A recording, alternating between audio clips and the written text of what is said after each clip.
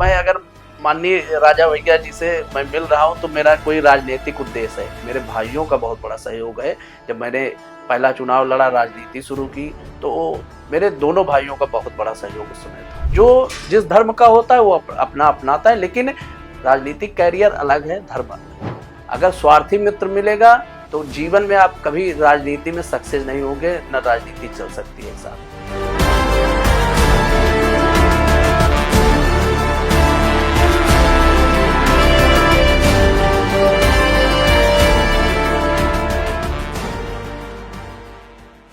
नमस्कार, आप देख रहे हैं द विनोद पॉडकास्ट, जहां हम बात करेंगे सच, संवाद और सरोकार की।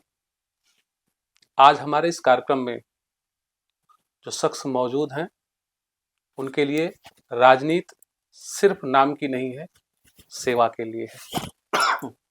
युवाओं के चहेते और अपनी कार्यशैली से अपने क्षेत्र में विशेष नाम रखने वाले श्री रोहित पांडे जी महाराज जी। महाराज जी, आपका हमारे इस कार्यक्रम में बहुत बहुत स्वागत है। बहुत बहुत नमस्कार, प्रणाम द विनोद कास्ट में।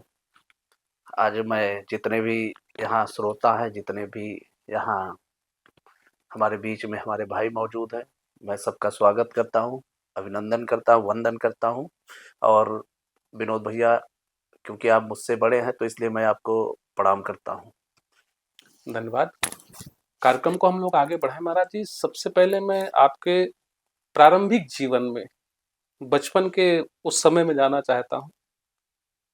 आपकी शिक्षा कहाँ से हुई, आपका राजनीति में रुझान कब से बना, इस पर आप थोड़ी सी चर्चा करें। देखिए, पहले मैं इंटर तक तो मैं गांव में ही पढ़ाई किया हूँ। हाई स्कूल इंटर मैं गांव से किया हूँ।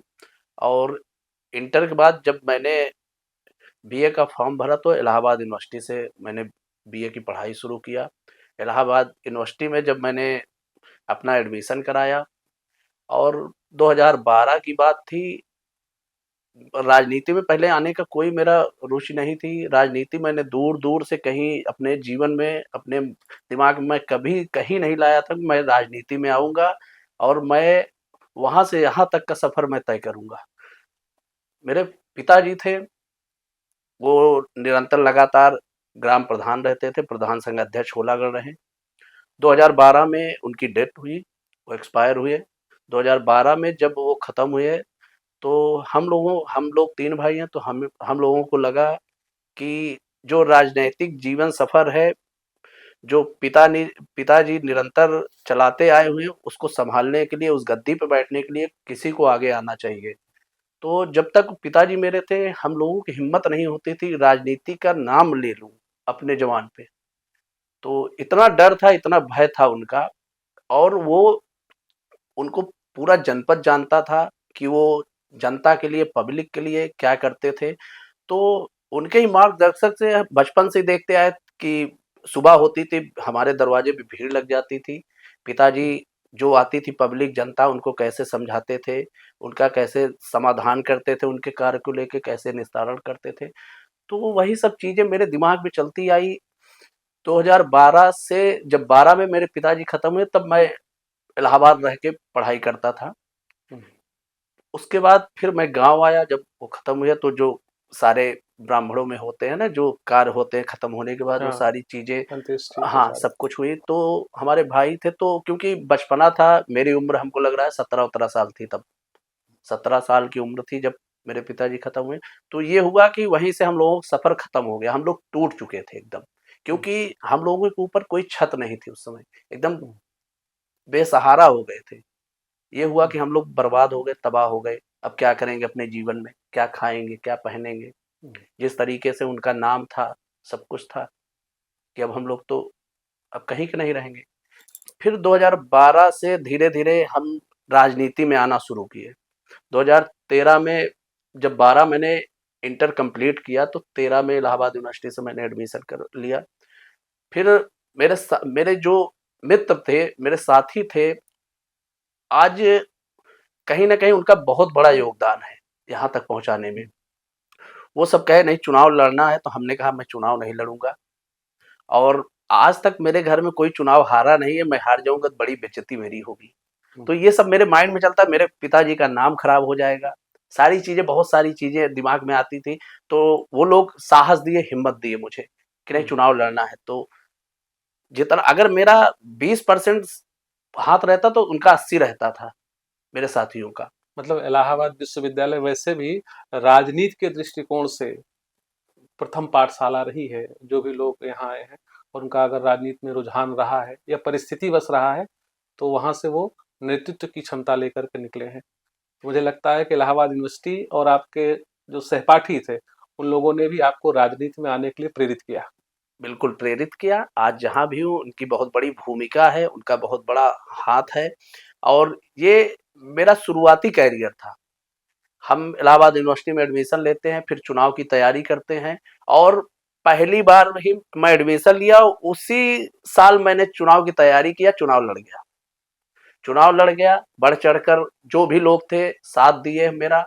और मुझे डर था मैं कहीं चुनाव हार न जाऊं, क्योंकि डर वो नहीं था कि मैं चुनाव हार जाऊं, डर इस बात का था कि मैं चुनाव हार जाऊंगा तो बड़ी बदनामी हो जाएगी, क्योंकि हम लोग कभी चुनाव हारे नहीं थे।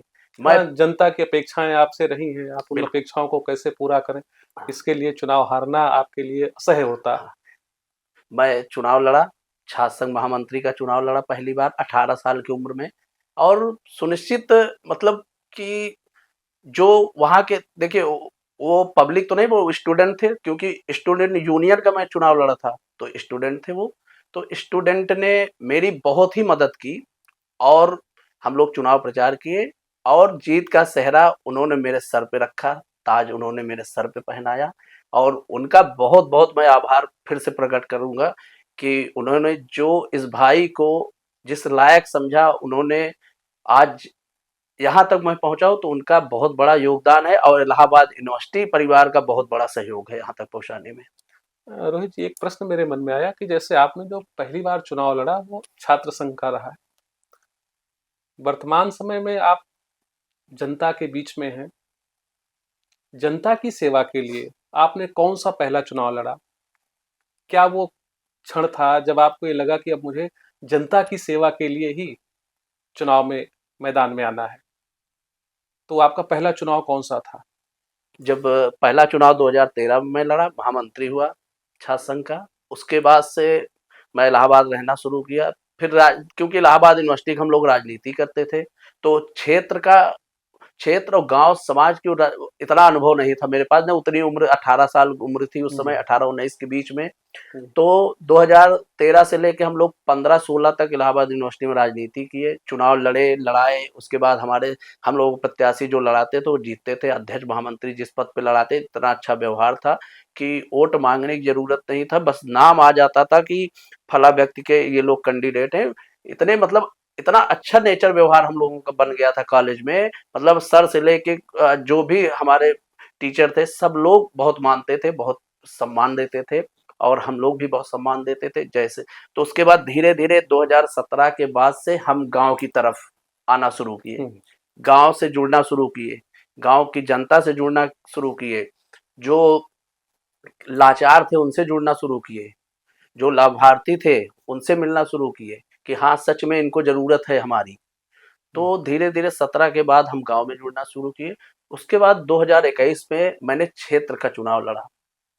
पहला चुनाव यूनिवर्सिटी के बाद से पहला चुनाव जो क्षेत्रीय चुनाव होता है, मैंने जिला पंचायत का चुनाव लड़ा। और जिला पंचायत के साथ साथ प्रधानी का चुनाव, क्षेत्र पंचायत का चुनाव, 3 चुनाव हमने लड़ा। हमारी माता जी प्रधानी का चुनाव लड़ी, और जिला पंचायत क्योंकि महिला सीट थी तो पत्नी ने लड़ा, पत्नी को लड़ाया गया, सारी सीटें महिला हो गई। तो हम लोग 3 चुनाव लड़े। और जो हमारी होलागढ़ की जनता है, देवतुल जनता और प्रयागराज की जितनी जनता है, उन्होंने बहुत भरोसा किया मेरे ऊपर। और भरोसा करने के बाद जब हमने चुनाव की तैयारी किया, तो हमने भाजपा से टिकट मांगा, भाजपा से टिकट नहीं मिला, टिकट कट गया। तो हम कहे चुनाव, फिर कभी कभी होता है जब आपको टिकट नहीं मिलता है तो मनोबल डाउन होने लगता है। हाँ, थोड़ा सा लेकिन निराशा हमारे आती है। साथ के जो साथी थे, हमारे मित्र थे, उनका बहुत सहयोग, जो हमारे क्षेत्र के युवा है, हर युवा अपना चुनाव समझ के प्रचार करने लगा, नहीं आपको चुनाव लड़ना है, कोई ये नहीं है कि टिकट मिले या ना मिले, ये चुनाव टिकट वाली बात नहीं है। अगर आपने अच्छा कार्य किया होगा, बिल्कुल पब्लिक और जनता आपके भरोसे पे खरा उतरेगी। फिर हमने चुनाव लड़ा, जिला पंचायत तीनों चुनाव लड़ा, तीनों मुझे विजय प्राप्त हुई। महाराज जी, क्या कोई ऐसा क्षण आया था जब आपने ये ठान लिया कि अब मुझे समाज सेवा के मार्ग में ही जाना है? क्योंकि आप विश्वविद्यालय की राजनीति कर रहे थे, समाज से आपका कोई संबंध नहीं था, और पिता की जो प्रधानी की जो परंपरा थी, उसको माताजी ने या भाइयों ने हम्म। आगे बढ़ाया। आपके साथ ऐसा क्या आया कि आपको भी लगा कि अब मुझे जो है क्षेत्र की राजनीति में उतरना चाहिए, आम जनता के लिए समाज सेवा के कार्य में आगे आना चाहिए? देखिए क्या है कि पहले मैंने आपसे भी बताया था कि राजनीति में मेरी कोई रुचि नहीं थी, और क्योंकि मैं पढ़ाई करता था, फिर पहला चुनाव इलाहाबाद यूनिवर्सिटी का लड़ा, धीरे-धीरे राजनीति में आया। तो क्या होता, जैसे मैं गाँव आता था, क्योंकि गाँव रहता नहीं था, जब मैं गाँव आता था तो लोग आते थे मेरे पास मदद माँगने के लिए या कहीं जाते थे, क्योंकि देखिए उतने पावर में विधायक, सांसद, कोई मंत्री था नहीं कि मैं सबके लिए भाई खरा उतर सकूँगा या उनकी हर संभव में मदद कर सकूँगा। जो मेरे लेवल पे होगी वही मैं कर सकता था, और जो नहीं होती मैं प्रयास करता था कि इनका काम मैं करवा सकूँ कहीं न कहीं से, किसी न किसी के माध्यम से। तो ये होता था जनता का जैसे दुख दर्द ही रहा जिसने आपको राजनीति में आने के लिए हाँ, प्रेरित कर दिया, और आपने अपने क्षेत्र की जनता के हित के लिए चुनाव मैदान में उतरे। बिल्कुल, ये प्रथम, मैं अगर सही बताऊँ तो ये जनता की ही देन है, आज मैं राजनीति कर, क्योंकि बड़ा लगाव है मुझे अपने यहाँ की जनताओं से। जो हमारे यहाँ की जनता है, बहुत लगाव है, बहुत स्नेह मिलता है, बहुत प्यार मिलता है उनका, और हमेशा आशीर्वाद उनका बना रहता है। तो आज जहाँ भी हूँ, उनकी बहुत बड़ी भूमिका है, और आज मैं राजनीति में आया तो उन्हीं की देन है, क्योंकि मैं ये चाहता हूँ कि उनकी हर संभव, मैं जब कुछ नहीं था तब भी मैं मदद करता था, आज उसी मदद की परिणाम है कि मैं यहाँ तक आया हूँ, और उनके ऊपर पूर्णता भरोसा है कि वो निरंतर मेरे साथ जैसे पहले भी थे, आज भी हैं और हमेशा रहेंगे। मैं चुनाव लड़ूं या न लड़ूं, उनका निरंतर मेरे साथ प्यार, आशीर्वाद उनका हमेशा बना रहता था और बना रहेगा। क्षेत्र में आपकी एक अलग पहचान है, जितना मैंने सर्वे किया। महाराज जी के नाम से आप प्रसिद्ध हैं। ये महाराज जी शब्द जो आपके नाम के आगे लगा है, ये कैसे लगा? किन लोगों ने दिया इस नाम को? इसका कोई धार्मिक या सामाजिक नेतृत्व में इसका क्या योगदान रहा है? देखिए महाराज जी कोई, देखिए महाराज क्या होते हैं, महाराज बाबाओं के नाम के आगे महाराज लगता है, साधु संत को हम लोग महाराज बोलते हैं। तो ऐसा कोई उद्देश्य नहीं है कि हम कोई साधु संत नहीं है, न कोई महात्मा है। हाँ, मेरे पिताजी को लोग महाराज नाम से ही बोलते थे क्षेत्र में। आप कहीं भी देखेंगे, सुनेंगे, अगर उनका नाम आता तो उनका नाम कोई नहीं लेता था, ना उनको प्रधान जी कोई बोलते थे, उनको सिर्फ महाराज ही बोलते थे। तो आज हमारे बीच वो नहीं है, इसलिए उनका ये जो निक नेम है, उनका टाइटल था, तो मेरे नाम के आगे लग गया कि उनके सुपुत्र हैं, इसलिए लोग मुझे भी प्यार से महाराज कहते हैं। और इसमें कोई वो नहीं है कि हम कोई महाराज अपने शौक या उससे, ऐसा कुछ भी नहीं है। जनता ने प्यार से, हाँ, ये कह सकते हैं, या पिताजी के नाम के आगे था, इसलिए जनता ने वो नाम आपको भी दे दिया। ये पिताजी के ही नाम से। जैसा कि आप राजनीति में आए आम लोगों के दुख दर्द को मिटाने के लिए या लोगों की सहायता करने के लिए, अब तक आपने समाज में क्या ऐसे कार्य किए हैं जो लोगों के हित के रहे हैं या आम जनमानस के लिए कल्याणकारी रहे हैं, कल्याण की योजनाएं रही हैं? देखिए आज क्षेत्र में मैंने जो काम किया है, एक एक काम वहाँ की जनता देख रही है, एक एक गांव में मैंने जो काम किया है वहाँ सब दिख रहा है। चाहे वो रोड की बात हो, चाहे नाली की बात हो, चाहे शौचालय की बात हो, या और भी ज़रूरत, जो भी ज़रूरतमंद हैं, मैं एक-एक घर गिना सकता हूँ। लोगों की मैंने जो मदद की, सहायता किया है, चाहे वो गरीब कन्याओं की विवाह तक की बात हो। अगर जो लाचार बेबस थे, जो गरीब तत्व के लोग थे, अगर शादी में भी कोई दिक्कत होती तो मैं अपने, कोई मेरे पास फंड नहीं आता है। जिला पंचायत में आपको पता हो कोई निधि नहीं होती है, ना फंड होता है, लेकिन मैं अपने व्यक्तिगत जेब के खर्च से मैं उनकी मदद करता हूँ कि ये गरीब हैं। अगर अगर मेरे सहयोग से अगर इनकी बेटी की अच्छे से शादी हो जा रही है तो ये मेरे लिए खुशी की बात है और सौभाग्य की बात है कि मेरे पास लोग आ रहे हैं मदद मांगने के लिए, क्योंकि आज के दौर में कोई किसी के पास जाता नहीं है मदद के लिए। कि मदद माँगने के लिए। और क्षेत्र में मैंने जितना विकास किया है इस अपने 4 साल के ऊपर हो गया कार्यकाल, 4 साल के ऊपर कार्यकाल में मैंने जो भी क्षेत्र का विकास किया है, एक-एक विकास आप देखिएगा, मैं लिस्ट दे दूँगा कि मुझे लग रहा है मैं बहुत ज़्यादा तो मैं जानकारी मुझे नहीं है, ना अनुभव है, लेकिन 10-15 सालों में, 15 साल पहले की मैं बात कर रहा हूँ, जितना मैंने अपने कार्यकाल में विकास किया है, आज तक कोई विकास नहीं किया इस पद पे रहते हुए।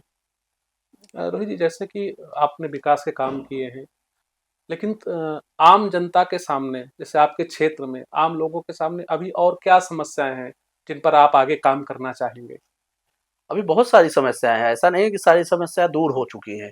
देखिए, पहले क्या है, प्रथम जो होता है उद्देश्य क्षेत्र का विकास, पूरी तरह से अभी विकास हुआ नहीं हमारे क्षेत्र का।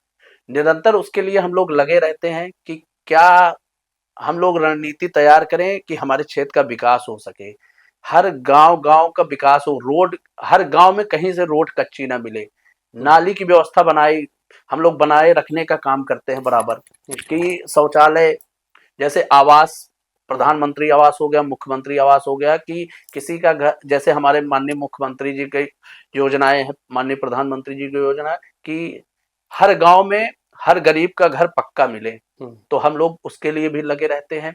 और व्यक्तिगत चाहे वो आज राशन की बात हो, राशन लोगों को मिल रहा है, जनता सभी खुश हैं कि पहले की सरकारें क्या करती है और ये सरकार क्या कर रही है। तो कहीं न कहीं ये सरकार बहुत अच्छा काम कर रही है, क्योंकि सरकार हर गाँव, हर घर नहीं जा सकती है। जो उनके नीचे के कर्मचारी हैं, अधिकारी हैं, जो उनके नेतागण हैं, वो काम करेंगे, वो रिपोर्ट बना के देंगे। जैसे भरत जी, ग्रामीण क्षेत्रों में और शहरी क्षेत्रों में संसाधनों की कमी है।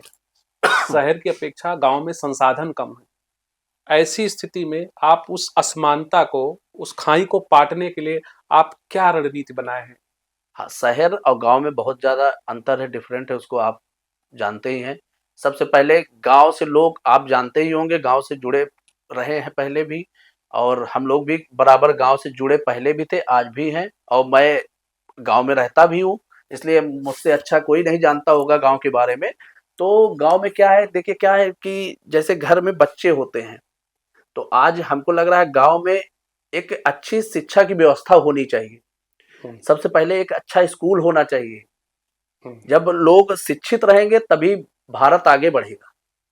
जब लोग शिक्षा को प्राथमिकता हाँ, सबसे पहले शिक्षा की मैं बात करूँगा, एक अच्छा स्कूल हो, मैं इसके लिए भी निरंतर प्रयास करता आया हूँ। और सब जो, क्योंकि जो गाँव से लोग शहर की तरफ भाग रहे हैं, पलायन हो रहे हैं, तो हम लोग ऐसा कुछ करें कि शहर से लोग गाँव आके रहें, शिक्षित हों, आगे बढ़ें, और इसके साथ-साथ एक चिकित्सा व्यवस्था अच्छी होनी चाहिए। लोग भागते हैं कि यहाँ से रिफ़र होते हैं इलाहाबाद के लिए कि अच्छी अस्पताल है। मैं ये चाहूँगा कि अच्छी व्यवस्था हो, अच्छी अस्पताल हमारे यहाँ खुले, जिससे लोगों को जो समस्याएँ आ रही हैं, वो समस्याएँ उत्पन्न ना हो। वर्तमान समय में शिक्षा और संस्कार, ये 2 विषय हैं।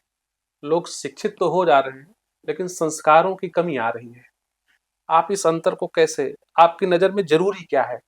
देखिए, दोनों ज़रूरी है कि शिक्षा अकेले ज़रूरी है? नहीं, नहीं, दोनों ज़रूरी हैं। अगर आप शिक्षित होंगे तभी संस्कारी होंगे। अगर आपके पास शिक्षा ही नहीं तो संस्कार कहाँ से मिलेगा? अगर मेरे घर वाले आज शिक्षित ना होते तो मुझे ऐसा संस्कार कहाँ से मिलता? हम कह रहे हैं कि अगर मान लीजिए हम बहुत संस्कारी हैं, मैं शिक्षित नहीं हूँ, तो मुझे अनुभव कहाँ से होगा? मुझे ज्ञान कहाँ से मिलेगा? तो इसलिए शिक्षा और संस्कार दोनों प्रथम वरीयता दोनों मिलनी चाहिए। और संस्कार संस्कार तो होना बहुत अच्छी बात है। अगर आप कितने भी शिक्षित हो जाइए, अगर संस्कार नहीं है तो उसका शिक्षित होने कोई महत्व ही नहीं है आपके जीवन में। क्योंकि आज के समय में बहुत से ऐसे लोग मिलते हैं जो शिक्षित बहुत हैं। जैसे तत्कालीन समय में एक घटना घटित हुई है जिसमें शिक्षित लोग इस तरीके के जघन्य अपराध को अंजाम दिए हैं। मैं दिल्ली कार बम ब्लास्ट की घटना के संदर्भ में बात कर रहा हूँ। तो ये हमें लगता है सिर्फ शिक्षित अकेले थे, या आपको क्या लगता है इनमें संस्कार भी था? देखिए, ऐसा नहीं है कि इसमें शिक्षित लोग नहीं थे। कहीं न कहीं इसके जो मास्टरमाइंड होते हैं, जो आतंकवाद होता है, आतंकवादी होते हैं, तो बहुत मास्टरमाइंड होते हैं, क्योंकि उनका काम करने का तरीका, अगर वो शिक्षित नहीं होते मास्टरमाइंड इतनी बड़ी घटना को घटित कहाँ से करते। आप इसको जान रहे हैं कि ये घटना बहुत बड़ी घटना है इसी संदर्भ में भारत देश पूछ के रहा था। लिए, और माननीय हमारे प्रधानमंत्री जी लगातार लगे हुए हैं इसके लिए, और उन्होंने ये भी निर्धारित किया है कि ये आतंकवादी घटना की गई है, आतंकवादी ने ही इसको कराया है। तो कहीं न कहीं देखिए, हमारे यहाँ जैसे पढ़े-लिखे वर्ग होते हैं, तो ऐसा नहीं वहाँ भी लोग होते होंगे पढ़े-लिखे, क्योंकि इतनी बड़ी घटना करना कराना बिना पढ़े-लिखे लोग नहीं कर सकते हैं। जहाँ तक मुझे ऐसा लग रहा है कि कोई बहुत बड़ा मास्टरमाइंड होगा इसके पीछे। रोहित जी, मैं जैसा अभी आप बात कर रहे थे, आपने जिला पंचायत का चुनाव लड़ा, वो आपने किसी पार्टी के टिकट पे लड़ा होगा। वो भारतीय जनता पार्टी का टिकट था कि निर्दलीय थे? निर्दलीय। निर्दलीय थे। 2027 उत्तर प्रदेश में विधानसभा के चुनाव होने, जितना मुझे जानकारी मिली है, आप 2027 में विधानसभा का चुनाव लड़ना चाह रहे हैं, क्या ये सत्य है? देखिए, अगर ये आपको लग रहा है तो कहीं न कहीं से जानकारी मिली होगी। बिल्कुल हम लोग अ, लड़ना चाह रहे हैं, लेकिन जैसे अभी तो हम अपने भारतीय जनता पार्टी में हैं, तो जब हमारी पार्टी के जो बड़े नेता हैं, उनका अगर आदेश मिलेगा, निर्देश मिलेगा, बिल्कुल तैयारी की जाएगी, और नहीं मिलेगा तो कुछ न कुछ देखा जाएगा, किया जाएगा। क्योंकि पहले तो सब सर्वप्रथम हमारे क्षेत्र की, हमारे विधानसभा की जनता है। जनता तय करती है कि किसको विधानसभा चुनाव लड़ाया जाए और किसको जिताया जाए। तो ये सबसे पहले पार्टी नहीं, जनता तय करती है इसको। तो अगर जनता चाहेगी और जनता लड़ाना चाहेगी तो बिल्कुल मैं चुनाव लड़ूंगा। अगर जनता ने आपको अवसर दिया और पार्टी ने अवसर दिया, तो आप किस विचारधारा को लेकर के जनता के बीच में जाएंगे? सबसे क्या पहले उद्देश्य होगा आपका? सबसे पहले मेरा उद्देश्य ये है चुनाव लड़ने से पहले कि रोजगार, क्योंकि रोजगार की बहुत बड़ी दिक्कत चल रही है। इसको आप जानते हैं कि इस समय बेरोजगारी चरम पे है। तो सबसे पहले रोजगार, उसके बाद शिक्षा, क्योंकि शिक्षा भी ज़रूरी है। क्योंकि धीरे-धीरे मुझे ऐसा लग रहा है कि शिक्षा खत्म होती जा दिख रही मुझे। तो शिक्षा, चिकित्सा, चिकित्सा भी ज़रूरी है, क्योंकि अगर मुझे लग रहा है कि अगर कहीं कोई बड़ी घटना घट जाती है या कोई बड़ी बीमारी किसी को हो जाती है, तो वो इंसान यहाँ गाँव से करीब, हमको लग रहा है उसको 40 मिनट लग जाते हैं अच्छे अस्पताल पहुँचने के लिए। अगर कहीं जाम लग गया तो बेचारा कहीं का नहीं बहता। उपचार न मिलने के कारण ही उसका जो है प्राणांत हो जाता है। बिल्कुल। तो इसलिए शिक्षा के साथ चिकित्सा भी ज़रूरी है, और क्षेत्र का विकास, क्योंकि विकास भी बहुत ज़रूरी है। अगर जनता मुझे इस कुर्सी पे बैठाती है तो ये 4 मुद्दे मेरे प्रमुख मुद्दे हैं। जनता के उद्देश्यों की पूर्ति आपका उद्देश्य है। आज के समय में जो युवा है, उसका राजनीति से मोह भंग हो रहा है। कहीं ना कहीं राजनीति में कुछ ऐसी प्रक्रियाएं चल रही हैं, इसलिए वो इससे हटता है। लेकिन देश का नेतृत्व करने के लिए किसी योग्य व्यक्ति को, पढ़े लिखे व्यक्ति को आना चाहिए। आप युवाओं को क्या संदेश देना चाहेंगे? देखिए, हम युवाओं को यही संदेश देना चाहते हैं कि जैसे आपने अभी बोला ना कि राजनीति से उनकी रुचि हट रही है, तो ऐसा नहीं, मुझे नहीं लगता है, क्योंकि आज हमको लग रहा है युवा ही बढ़-चढ़ कर भाग ले रहे हैं, हिस्सा ले रहे हैं राजनीति में। आप जहाँ भी देखिए आज आपको युवा ही दिखेंगे। मेरा अनुभव है, मेरा कहना ये है, तो मुझे तो हर जगह युवा ही दिखते हैं सबसे पहले, और मैं यही कहना चाहता हूँ युवाओं से कि पहले शिक्षा ज़रूरी है। पहले आप शिक्षित हो जाइए, उसके बाद जब शिक्षित आप होंगे तो राजनीति में आप कहाँ से कहाँ पहुँचेंगे ये किसी को पता नहीं है। तो और अच्छी बात है, पढ़े-लिखे लोग ही कुर्सी पे बैठे, मेरा ये मानना है। अशिक्षित ना रहें, शिक्षित लोग ही कुर्सी पे बैठेंगे, तभी समाज की व्यवस्था, प्रदेश की व्यवस्था, देश की व्यवस्था कायम रहेगी। अच्छा, आपके इस राजनीतिक कैरियर में आलोक पांडे जी, इनकी क्या भूमिका है और आप इन्हें किस नजरिए से देखते हैं? कितना आप इनका निर्देश मानते हैं? क्योंकि मैंने जितना सोशल मीडिया में देखा है, आपके साथ में वो हमेशा दिखे हैं। देखिए, ये मेरे बड़े भाई के रूप में मुझे मिले हैं, तो मैं इनके लिए यही कहना चाहूँगा कि मेरा देखिए कोई जन्मों-जन्मों का रिश्ता इनसे नहीं रहा है। जितने साल हमको लग रहा है कि 2018 या 19, हाँ, 18 के बाद ही से मेरा संबंध भैया से बना है। तो आज ये 6-7 साल के संबंध में मेरे हर सुख-दुःख में मेरे साथ ये बड़े भाई के रूप में रहते हैं। तो देखिए कोई, मैं यहाँ ये राजनीतिक मंच नहीं है, ना मैं कोई भाषण दे रहा हूँ। तो जो चीज़ सही है, वो वही मैं बोलूँगा आपसे कि जैसे क्या होता है कि बड़ा भाई हमेशा बड़े होने का फ़र्ज़ निभाता है। मेरे सगे भाई नहीं हैं, लेकिन मुझे सगे से बढ़ के मानते हैं। उनका उनका भी कोई सगा भाई नहीं है छोटा। तो अपने सगे भाई के जैसे ही मुझे सम्मान देते हैं, मानते हैं। मेरे मुँह से कुछ भी निकलता है, तो बात कटती नहीं है। और इस कलयुगी दुनिया में राम जैसा भाई मिलना बहुत बड़ी बात है। वाह!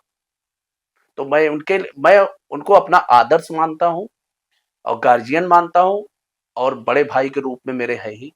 तो इसलिए मैंने क्या बोला अभी आपसे कि इस कलयुगी दुनिया में राम जैसा भाई मिलना बहुत बड़ी बात है। जैसे मैंने आलोक पांडे जी से बात की थी, उनके विचार जो थे, वो भी राजनीति में साफ-सुथरी राजनीति करने का, ईमानदारी से काम करने का और रिश्वतखोरी, पैसा लेकर के काम करना या किसी को देश भाव से परेशान करना, इससे वो बहुत दूर रहे हैं। आप अपने जीवन में कौन-सा ऐसा लक्ष्य बना रहे हैं या उनके मार्गदर्शन में आप उनके बताए हुए रास्तों पर आप चलने का कितना प्रयास करते हैं? बिल्कुल वो मुझसे बड़े हैं, श्रेष्ठ हैं। उनका मार्गदर्शक हमेशा मुझे मिलता रहता है। हर अच्छाई, बुराई मुझे समझाते रहते हैं, और मुझसे बड़े हैं इसलिए मैं उनका भाई उनका कहना बिल्कुल मैं मानूँगा, और मुझे वो गलत चीज़ें बताएँगे नहीं। जो अच्छी चीज़ें रहेंगी वही समझाएँगे। तो उनके ऊपर मुझे आँख बंद कर भरोसा है कि अपने छोटे भाई को हमेशा मार्गदर्शक जैसे देते आ रहे हैं, हमेशा वो देते रहेंगे। और जो भी चीज़ें कहते हैं, तो मैं पूरा प्रयास करता हूँ, उस पे मैं एकदम सच्चाई के साथ उस पे मैं चलूँ और कार्य करूँ। रोहित जी, अभी मैं सोशल मीडिया पे आपके कुछ फोटोज देख रहा था, जिसमें आप जनसत्ता दल के राष्ट्रीय अध्यक्ष श्रीमंत रघुराज प्रताप सिंह राजा भैया जी से मिले हैं।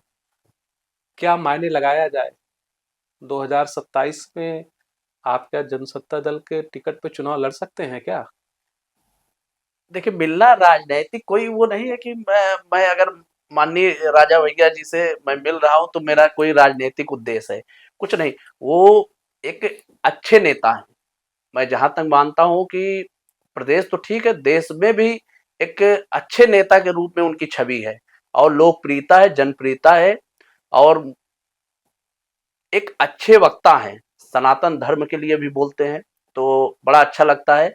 तो ऐसे नेता मिलना हमा हमको लगता है कि ऐसे नेता मिलना इस प्रदेश में बड़ी बात है, और राजा भैया जैसे व्यक्ति मिलना बहुत बड़ी बात है। व्यक्तिगत उनका व्यवहार, आप कभी उनके साथ बैठेंगे तो लगेगा कि इतने डाउन टू अर्थ व्यक्ति हैं, ज़मीन से जुड़े व्यक्ति हैं, सबको सम्मान देना, सबको मान देना, सबका काम करना। मुझे लगता है कि वो जो जनता दरबार करते हैं, इतनी भीड़ वहाँ होती है, इतना क्या ही बताएँ अब। और बहुत सरलता से उन लोगों से मिलते हैं, बड़ा अच्छा लगता है कि, और मैं तो राजा भैया का देख के जो इनका कार्यशैली है, मैं इनको देखते-देखते मैं कुछ सीखता हूँ इनसे। और मैं चाहता हूँ जिस तरीके से वो बोलते हैं, पहले उनके बोलने का तरीका मुझे बहुत पसंद है। हम्म, और मैं कभी-कभी सोचता हूँ कि मैं उनसे बैठ के मैं सीखूँ कुछ, अपने जीवन हम्म, में राजनीतिक कैरियर में कि पहले लोगों से कैसे बात किया जाए, क्योंकि बात करने का तरीका बहुत अच्छा है हम्म। और एक अलग छवि है उनकी। अभी रोहित जी, मैं एक पॉडकास्ट कर रहा था आनंद पांडे का, जिन्होंने श्री राजन जी महाराज की राम कथा का आयोजन किया था। श्रीमंत उस कथा के संरक्षक थे। मैंने एक प्रश्न किया था आनंद जी से कि आप राजा भैया को किस नजरिए से देखते हैं। उनके शब्द थे कि वो हमारे पिता तुल्य हैं, तो हमारे गार्जियन हैं। ये एक बड़ी बात है। बहुत आप राजा भैया को किस दृष्टि से देखते हैं? देखिए, अभी मैंने बोला ना कि राजा भैया से सीखने को बहुत सारी चीज़ें मिलती हैं मुझे। तो जैसे आनंद पांडे जी ने बोला मेरे पिता तुल्य हैं, तो अब क्योंकि मैं राजनीतिक बात तो करता नहीं उनसे कभी, क्योंकि बहुत बड़े लोग हैं, बहुत उनके पास समय रहता नहीं। लेकिन हाँ, मैं जाता हूँ, बहुत सम्मान मुझे देते हैं, छोटे भाई के जैसे प्यार मुझे देते हैं और मैं बड़े भाई के रूप में उनको मानता हूँ और मैं हमेशा यही चाहता हूँ कि हमेशा मैं उनके साथ जुड़ा रहूँ। जो नेतृत्व मुझे देंगे, उसको मैं सँभालूँगा, पूरा करूँगा।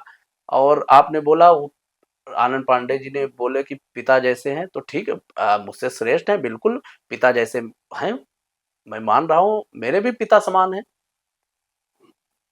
जैसे कि श्रीमंत का जो दृष्टिकोण है वो शुद्ध सनातनी है। मैंने भी उनके वक्तव्य पूज्य महाराज जी की कथा के संदर्भ में सुना था, वो भी मंच पर आए थे। उन्होंने 5 से 7 मिनट अपनी बात कही और उस 5-7 मिनट में उन्होंने वो बातें कही जो वास्तव में आज के समय में हर सनातनी व्यक्ति को सीखने की आवश्यकता है। आज हमारा सनातन, हम धर्मनिरपेक्षता पर इतने उतर चुके हैं कि हमारे ही धर्म पर लोग आघात कर रहे हैं और हम उसे मौन होकर के देख रहे हैं। बिल्कुल सही कह रहे हैं आप। हम माननीय राजा भैया जी सनातन धर्म के जितना हमको लग रहा है सनातन के लिए वो करते हैं, वो बोलते हैं, मुझे ऐसा नहीं लगता कोई नेता बोलता होगा। बिल्कुल, हम लोग यही चाहेंगे एकजुट होके राजा भैया जी के लिए, हम लोग उनके लिए, उनके आगे पीछे सब लोग एकत्रित होके काम करें और उनको और मजबूत बनाएँ। हम लोग यही संकल्प लें कि सनातन धर्म के लिए हम लोग आगे निकलें और कार्य को सफल बनाएँ। रोहित जी, सनातन की बात चल रही है। अभी भारत में बागेश्वर धाम के पूज्य महाराज सनातन एकता यात्रा पर हैं और आपके भी सोशल मीडिया प्लेटफॉर्म पर बहुत सी तस्वीरें इस तरीके की वायरल हो रही, जिससे ये पता चलता है कि आपके अंदर भी सनातन भरा हुआ है। सनातन को क्या आज के समय में खतरा है क्या? देखिए, अगर आप कहीं भी अच्छा कार्य करेंगे, चाहे वो मैंने क्या बोला चाहे राजनीतिक कार्य करेंगे उसमें भी आपको खतरा है। अगर आप सनातन की ओर जाएँगे तो बिल्कुल खतरा है। अगर आप अपने धर्म को आगे ले जाएँगे तो जो और धर्म है, जो आतंकवाद क्यों आज हम लोगों को मिटाना चाह रहा है देश से? इसीलिए कि हम अपना धर्म अपना ना पाएँ, सनातन को मजबूत ना बना सकें। इसलिए हम लोग यही चाहेंगे, आज बाबा जो धीरेन्द्र शास्त्री महाराज जी हैं, आज एक बहुत बड़ी पदयात्रा कर रहे हैं, तो हम लोगों को बढ़-चढ़ कर उसमें हिस्सा लेना चाहिए हम्म, और उनको मजबूत बनाना चाहिए। इसलिए सनातन के रूप में क्या कोई उनके घर की चीज़ें नहीं है सनातन, ये हम्म। सबके लिए बराबर है।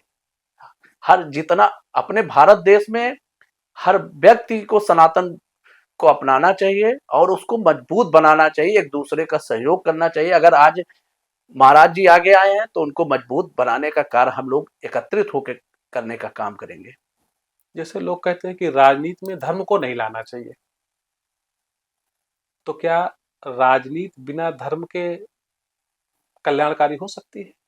देखिए, राजनीति मुझे जहाँ तक लगता है कि अपने इस उम्र में बहुत बड़ा अनुभव नहीं है, लेकिन मुझे ऐसा लगता है राजनीति और धर्म का कोई वो उद्देश्य नहीं है। राजनीति अलग है, धर्म अलग है। तो हम लोग राजनीति में धर्म अपना के नहीं चलने का काम करते हैं, इसलिए मैं अपना पर्सनल वो कहूँगा, मेरे लिए सब बराबर है। धर्म अलग है। देखिए हिंदू धर्म, बिल्कुल मैं हिंदू हूँ इसलिए हिंदू धर्म अपनाता हूँ। मुस्लिम होते हैं मुस्लिम धर्म अपनाते हैं, सिख होते हैं सिख धर्म अपनाते हैं। जो जिस धर्म का होता है वो अपना अपनाता है। लेकिन मैं राजनीतिक में ये कहना चाहता हूँ कि मेरे लिए सब बराबर है। राजनीतिक कैरियर अलग है, धर्म अलग है। आप एक युवा हैं, लोग आपको युवा नेता कहते हैं, तो आप अपने को युवा नेता मानते हैं या युवा मार्गदर्शक मानते हैं? देखिए युवा युवा जो युवा वर्ग है, युवा जो यूथ है हमारा, वो मुझे युवा नेता ही मानता है। और युवा मार्गदर्शक मैं तब मानता हूं जब मुझसे कोई सलाह लेता है, मुझसे छोटा, तो मुझे लगता है कि मैं इसे सलाह दे सकता हूं, कुछ अच्छी चीजें बता सकता हूं उनके। अगर राजनीतिक कैरियर में कोई मुझसे सलाह लेता है तब मैं अपने आप को मार्गदर्शक मानता हूं, नहीं तो मैं युवाओं का, अगर युवा मुझे यूथ ने नेता बनाया तो मैं युवाओं का नेता हूं। जैसे आज के समय में राजनीति है, राजनीति में पारदर्शिता और जवाबदेही ये दोनों अनिवार्य है, क्योंकि जनता अपने जनप्रतिनिधि से जवाब मांगती है और हमारी जवाबदेही बनती है। क्या आप इस प्रक्रिया से सहमत हैं कि जनप्रतिनिधि को जनता के प्रति जवाबदेह होना चाहिए? बिल्कुल मैं सहमत हूँ। अगर जनता मुझे बनाई है, इस कुर्सी पे बैठाई है, तो बिल्कुल वो अगर जवाब मांग रहे हैं, बिल्कुल मेरा अधिकार है जवाब देने का, और उनका भी अधिकार है जवाब लेने का। तो इसलिए मैं तो इसमें मैं सहमत हूँ जनता की बात पे। आपकी दृष्टि में एक जनप्रतिनिधि, आदर्श जनप्रतिनिधि कैसा होना चाहिए? देखिए मेरी नजर में तो आदर्श जनप्रतिनिधि एक ईमानदार होना चाहिए, अच्छा होना चाहिए, व्यवहारिक होना चाहिए, सबका सम्मान देने वाला होना चाहिए। सबसे पहले क्या होता है, आपके दरवाजे पे कोई आए तो उसको मान सम्मान मिले, चाहे वो जिस धर्म का हो, जिस भी तत्व का हो, तो पहले सम्मान उसको मिलना चाहिए। मेरा यही कहना है। कहीं ना कहीं आपके बड़े भाई आलोक पांडे जी की छवि आप में दिख रही है, क्योंकि उन्होंने भी राजनीति में अपना जो लक्ष्य बनाया है वो पूरी ईमानदारी से, निस्वार्थ होकर के लोगों की सेवा करना। बिल्कुल ईमानदार नेता, ईमानदार होना चाहिए और निस्वार्थ नेता ऐसा होना चाहिए, जनप्रतिनिधि ईमानदारी से लोगों की मदद करे और क्षेत्र का ईमानदारी से विकास करे। मेरा ये कहना है। जैसे वर्तमान समय में चूंकि आप युवा प्रतिनिधि हैं, युवाओं में एक बड़ी समस्या आ रही है, वो है नशे की। बेरोजगारी से त्रस्त हो करके या किन्हीं कारणों से वो नशे का शिकार हो रहे हैं, पलायन कर रहे हैं। इन मुद्दों पर आप अपने युवा वर्ग को क्या मार्गदर्शन देना चाहेंगे? देखिए क्या होता है, जो नशा का केंद्र है, क्योंकि नशा तो कोई बंद नहीं कर सकता है चाह के भी। अगर मुझे जो करना है उसको आप रोक नहीं सकते हैं। तो देखिए कुछ लोग शौक से करते हैं, और हमें लगता है बहुत सारे लोग तो टेंशन में काम करते हैं, नशा करते हैं कि घर परिवार की टेंशन, बाहर की दुनिया की टेंशन, बेरोजगारी की टेंशन, रोजगार की टेंशन, पैसे की टेंशन।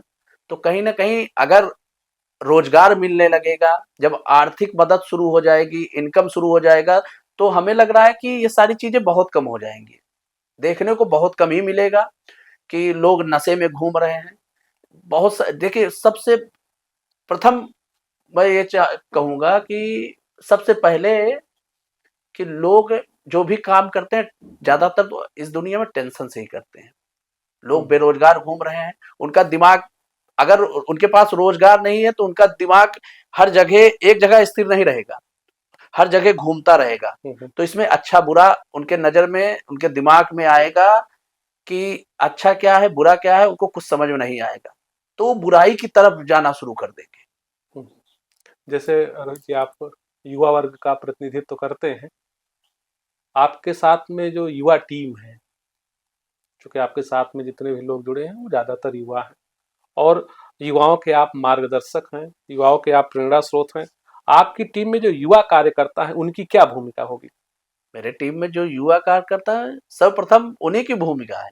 आज मैं जहाँ हूँ उनकी बहुत बड़ी देन है और आगे भी उन्हीं की देन रहेगी।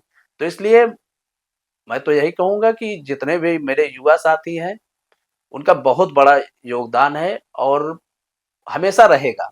इसलिए मैं प्रथम वरीयता अपने युवाओं को देता हूँ, अपनी तरफ से। अब रोहित जी, हम थोड़ा सा आपके कुछ व्यक्तिगत जीवन के बारे में जानना चाहेंगे, क्योंकि राजनीति से बाहर भी रोहित पांडे किस रूप में रहते हैं, जैसे कि उनका शौक क्या है? जितना मैंने देखा है गाड़ियों का शौक है। दिनचर्या कैसी रहती है आपकी? देखिए, व्यक्तिगत मेरे जीवन में देखिए, मैं आज मेरी इतनी उम्र हो गई, मैं गाँव जाता हूँ, गाँव रहता हूँ, छोटे-छोटे बच्चे जब आते हैं मेरे पास तो मैं छोटों के साथ छोटे जैसे मैं व्यवहार करता हूँ। मैं भी बच्चा बन जाता हूँ। लोग मुझे देखते हैं, कहते हैं कि अभी भी ये बच्चा ही है। तो इसलिए जीवन में क्या चाहिए आपको? खुशी। हम्म, आप खुश रहिए और अपने से ज़्यादा सामने वाले को आप खुशी दीजिए। अगर सामने वाला मेरी वजह से अगर ये काम करने से खुश हो रहा है तो मेरे लिए इससे अच्छी क्या बात हो सकती है? तो इसलिए मैं मेरे निजी जीवन में मैं जब खाली रहता हूँ, तो मैं अभी भी खेलता-कूदता हूँ हम्म। और सबको उम, खुश रखता हूँ, खुशी देता हूँ। वो जिस तरीके से खुश होना चाहते हैं, वो काम मैं करता हूँ गाँव जाके। बड़ा अच्छा लगता है जब लोगों के बीच में बैठता हूँ, छोटे-छोटे बच्चों के साथ मैं खेलता हूँ, बहुत अच्छा लगता है। और रही बात गाड़ियों की, तो हाँ, गाड़ियों के मैं शौकीन हूँ और हमेशा से था, बचपन से भी। तो इसलिए गाड़ियों लोग कहते हैं कि महाराज जी निकले हैं भौकाल से निकले, कि भौकाल वाला शब्द चलता है आपके साथ में। देखिए, अब ये तो लोग सामने वाले क्या बोलते हैं मेरे बारे में ये तो नहीं बता सकता हूँ, ये भौकाल वाली बात नहीं। हाँ, मैं शौकीन हूँ और हर चीज़ों का शौक रखता हूँ, गाड़ियों का कुछ ज़्यादा ही शौक रखता हूँ। अच्छा रोहित जी, जैसे जीवन में जब हम कोई लक्ष्य बनाते हैं, उसको प्राप्त करना चाहते हैं, समस्याएं आती हैं, कभी कभी लोग निराश होते हैं। जैसे आपके सामने भी कुछ ऐसे समय, कोई ऐसे दौर आए होंगे जब आप अपने आप को निराश और हताश महसूस किए होंगे। उस समय आपको प्रेरणा कहाँ से मिलती थी आगे बढ़ने की? मेरे जीवन में जब मैंने राजनैतिक कैरियर शुरू किया, तो सबके जीवन में चढ़ाव-उतार लगा रहता है। तो मेरे भाइयों ने मेरा बहुत सपोर्ट किया। आज भी सपोर्ट करते हैं, ऐसा नहीं है मेरे भाई। हाँ, बहुत सपोर्ट मेरे घर का सपोर्ट मिलता है, जो हमारे घर में जो मेरे परिवार के सदस्य हैं, हम्म, जितने भी मेरे स और भी भाई हैं और हमारे चाचा लोग, सबका बहुत सपोर्ट मिलता है, सबका सम्मान मिलता है, तो इससे मनोबल बढ़ता है। अगर मैं कहीं से टूटता हूँ, तो वो आके आके खड़े होते हैं, मुझे मनोबल मेरा बढ़ाते हैं। तो इसलिए उनका भी बहुत बड़ा सहयोग है मेरे जीवन में यहाँ तक पहुँचाने में। मेरे भाइयों का बहुत बड़ा सहयोग है। जब मैंने पहला चुनाव लड़ा, राजनीति शुरू की, तो मेरे दोनों भाइयों का बहुत बड़ा सहयोग उस समय था। हम्म। जैसे कि राजनीति में आते हैं तो राजनीति में विपक्ष भी एक होता है। आप जो कुछ भी करेंगे उसके विरोध में वो खड़ा होता है। तो ऐसे विपक्ष में या आलोचना करने वालों को आप क्या करते हैं? जवाब देते हैं या शांत रह जाते हैं? देखिए, जवाब देने से ही सारी चीज़ों का हल नहीं होता है। शांत कभी-कभी शांत बैठने से भी सबका समाधान हो जाता है। तो अगर हम जवाब देते रहेंगे तो वो लोग उनका मनोबल बढ़ता जाएगा। तो वो जवाब सवाल करते नहीं, उससे अच्छा है तो हम शांत बैठ जाएँगे, समय के अनुसार उनको जवाब मिल जाएगा। हम्म। जैसे मित्रता और राजनीति दोनों एक साथ चल सकते हैं, आप इससे सहमत हैं? एक अच्छा और सच्चा मित्र रहेगा, बिल्कुल एक साथ चल सकते हैं। निस्वार्थ मित्र अगर आपको मिलेगा तो जीवन में। अगर स्वार्थी मित्र मिलेगा तो जीवन में आप कभी राजनीति में सक्सेस नहीं होंगे, ना राजनीति चल सकती है एक साथ। तो पहले मित्र, एक सच्चा अच्छा मित्र मिले आपके जीवन में। अगर हम्म। अच्छा मित्र मिल जाएगा तो आप जमीन से आसमान तक आपको पहुंचा देगा, आपको पता नहीं चलेगा। रोहित जी, अब हम आगे के सेगमेंट में 4-5 प्रश्न जल्दी जल्दी में आपसे पूछेंगे, तो छोटे छोटे से आपको उत्तर देना है। ये हमारा एक रैपिड फायर सेक्शन है जिसमें आपके आदर्श नेता कौन है, किनको आप आइडियल मानते हैं? देखिए, हमारे आदर्श नेता तो अभी हमारे नहीं, सबके आदर्श नेता माननीय मुख्यमंत्री योगी जी हैं। इसको तो हम भी मानते हैं, माननीय प्रधानमंत्री मोदी जी हैं। तो मैं उनको आदर्श मानता हूँ और उनके साथ-साथ मैं राजा भैया जी को आदर्श मानता हूँ, क्योंकि उनकी लोकप्रियता बहुत अच्छी है और युवाओं के जो यूथ है, यूथ उनको बहुत मानता है और मैं भी उनको एक अपना आदर्श नेता मानता हूँ। अच्छा, मैं अगर एक शब्द में आपसे जानना चाहूँ कि राजनीति क्या है, तो आप क्या कहेंगे? देखिए सिर्फ चुनाव लड़ना राजनीति है? देखिए हम तो राजनीति को ये जानते हैं, मानते हैं कि राजनीति, मैं ये सोच के नहीं आया, राजनीति एक बिजनेस है। लोग बहुत से लोग तो इसको व्यवसाय के तौर पर कर रहे हैं। आज ज्यादातर लोग इसको व्यवसाय ही बना के रखे हैं।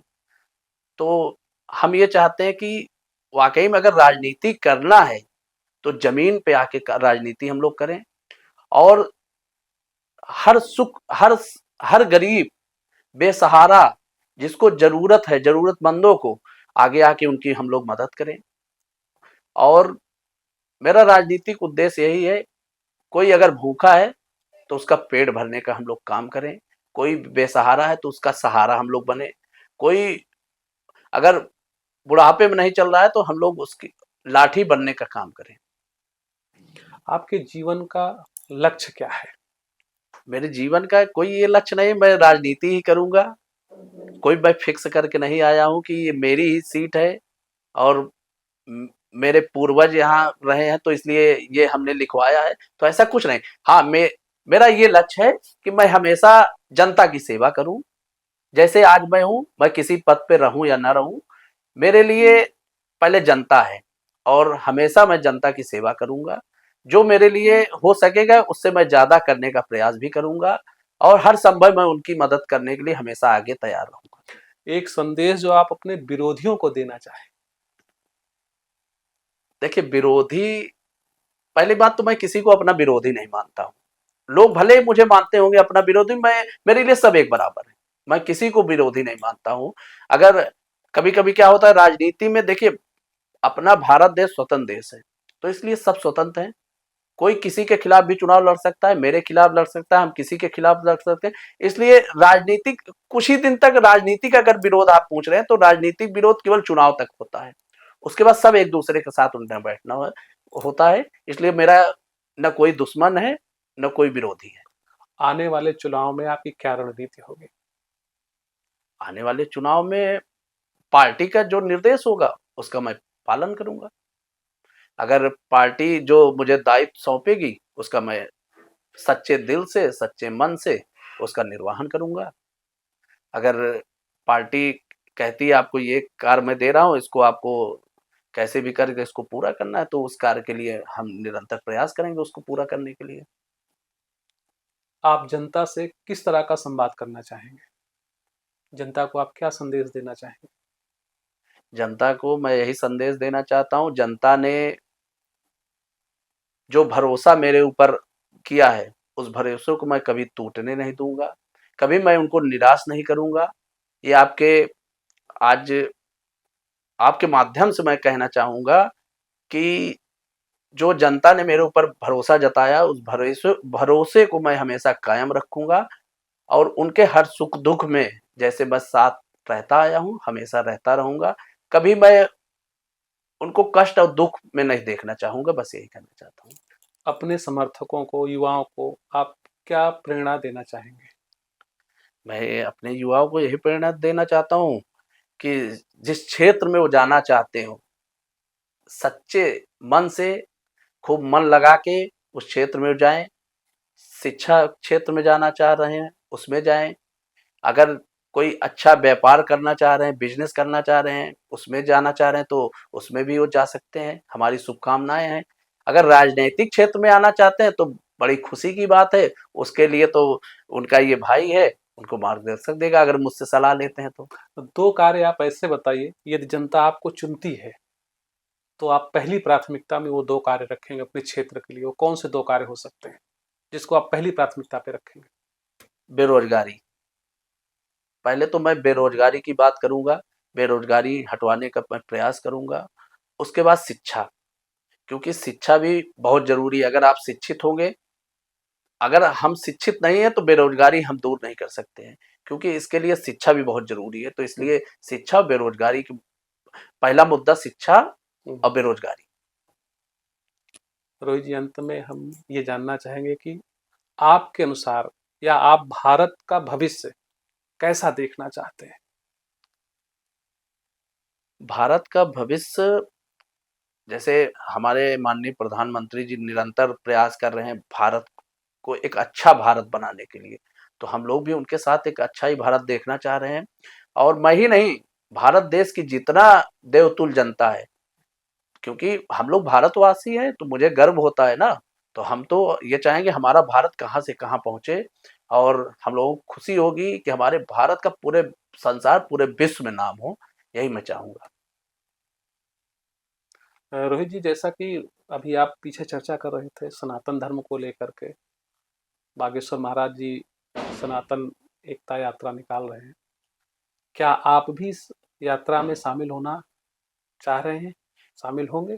बिल्कुल, मैं शामिल होना चाह रहा हूँ, और 2 दिन से मेरे पास कुछ फ़ोन और मैसेज भी आ रहे हैं कि जब मथुरा जब पहुँचेंगे, म मथुरा पहुँचने से पहले आप आ जाइएगा, और चाहे एक ही दिन के लिए आप शामिल होइए, आप उसमें भी आप यात्रा में शामिल होइए। तो हमने कहा भी ठीक है, मैं आऊँगा उस यात्रा में। और देखिए, बहुत बड़ा मैं व्यक्ति नहीं हूँ, जिस लायक रहूँगा मैं प्रयास करूँगा, और मैं शामिल होना चाहता हूँ, मैं जाऊँगा भी उसमें। यही प्रयास है मेरा कि मैं वहाँ जाके शामिल हूँ यात्रा में, और महाराज जी की जो रणनीति चल रही है उसमें हम लोग भी शामिल हों, और उनकी मदद करें, उनको और मजबूत बनाएँ। 2027 आपके लिए शुभ हो।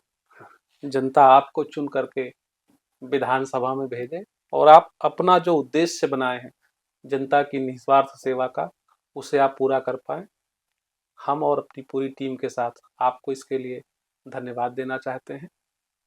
आप हमारे इस कार्यक्रम में आए, इसके लिए आपको बहुत बहुत धन्यवाद। बहुत-बहुत धन्यवाद आपका। आपने आप कीमती समय आपने मुझे दिया, इसके लिए पहले तो मैं आपको बहुत-बहुत धन्यवाद दूँगा। दोस्तों,